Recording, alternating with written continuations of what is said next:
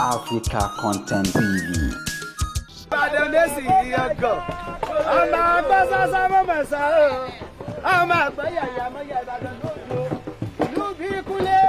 ìlú Ògúnmọ́lá olódògbò kẹ̀ríkẹ̀rí lójú ogun àwọn ọlọ́mọ ọbọ̀ Sókótó kẹ́mbẹ́rẹ́ bí ìjà ọmọ Ìbàdàn mọ̀jàmọ̀jà tẹ̀ ṣe tẹ̀ kára iwájú lẹ́rú ogun òkó bàbá yín lẹ́lúyàlé lérí ẹ̀ ń kagàdàbọ̀ díẹ̀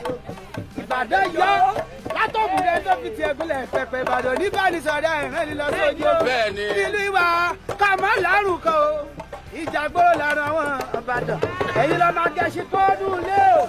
àwọn ogun lọ́sàn-án mo lè mú lọ́jọ́ o lè ní kẹ́kẹ́ òkú o lè ní kóbìnrin tó wá dáa ní ẹ̀sà pín ni wọ́n ará òde òfurufẹ́ fagídé ni wọ́n máa súnkẹ́ bí ẹni súnmọ́ òjò làárọ̀ mi wẹ̀ nílé ìrọ́lù